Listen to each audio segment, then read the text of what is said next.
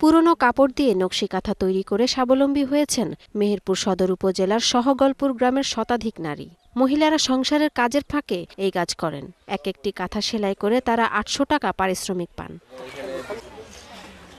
তারা বলছেন এই গ্রামের নারীরা অনেক আগে থেকেই কাঁথা সেলাইয়ের কাজ করেন। তবে বিদেশে এখন তাদের কাঁথা বিক্রি হওয়ায় এই কাজে আরও বেশি উৎসাহ পেয়েছেন তারা।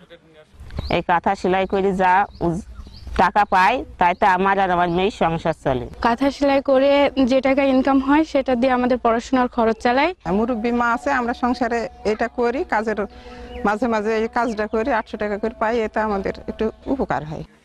স্থানীয় একটি বেসরকারি উন্নয়ন সংস্থার পক্ষ থেকে গ্রামের নারীদের কাঁথা তৈরির উপকরণ সরবরাহ করা হয়। আর তাদের উদ্যোগেই সহগলপুর গ্রামের কাঁথা যাচ্ছে ইউরোপ, আমেরিকা, কানাডা সহ বিভিন্ন দেশে। অনেক মেয়ে আছে, আমার ৮০-৯০ জন মেয়ে আছে, তাদেরকে দিয়ে এই কাজগুলো আমরা করাই। আমরা বাইরে পাঠানোর চেষ্টা করছি এবং বিশেষ করে ইউরোপের বিভিন্ন দেশে এগুলো আমরা পাঠাচ্ছি। সরকারি আশা করি সুযোগ সুবিধা পাবো এবং পেলে পারে আমরা এটাকে আরো সম্প্রসারণ করতে পারবো। জেলা প্রশাসক জানান, গ্রামের অবহেলিত নারীদের জন্য এটি একটি ভালো উদ্যোগ। তাদের যে কোনো প্রয়োজনে প্রশাসনের পক্ষ থেকে সহযোগিতা দেয়া হবে।